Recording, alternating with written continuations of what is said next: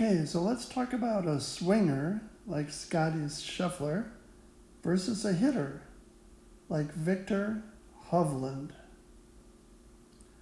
So for a swinger like Scottie, there's more forearm rotation through impact, but less body rotation through impact. There's a lateral pelvis slide toward the target, more spine tilt away from the target just after impact, and a higher rate of closure of the club face.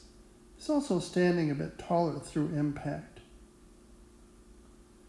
Now for Viktor, there's less forearm rotation through impact, but more body rotation through impact. There's less lateral pelvic move toward the target. The upper body is more stacked over the pelvis just after impact. There's a lower rate of closure of the club face and more right side bend through impact.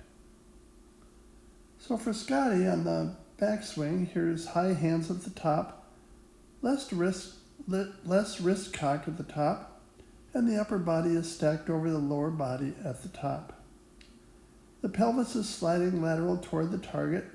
The shoulders are more closed at this time in the downswing, and there really isn't much body rotation.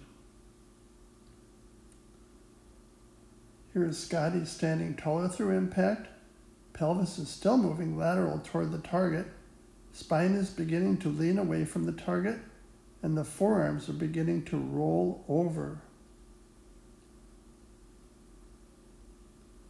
Again, with Scottie, there's more forearm rotation, but less body rotation. Pelvis has moved more toward the target. The spine is leaning away from the target. The right hip is moving out toward the ball. Again, for Scottie, high hands finish. The right knee is moved close to the left knee, and the spine is still leaning backward away from the target to the finish. So for Viktor, top of the backswing, the spine is leaning away from the target at the top. Viktor has more wrist cock than Scottie, and Viktor's hands are a bit lower at the top. His pelvis is turning and not sliding toward the target like Scottie's. His left elbow is slightly bent and pointing more toward the target. The pelvis and the chest are opening up toward the target for Viktor. The forearms are not rolling over like they do in Scottie's swing. There is more right side bend toward the ball with Viktor. For Viktor, the club face is still perpendicular to the swing plane with a low rate of closure of the club face. Upper body is more stacked over the lower body and not leaning away from the target. There is more rotation of the body, but less rotation of the forearms through impact. So for Viktor, the right knee is not really close to the left knee.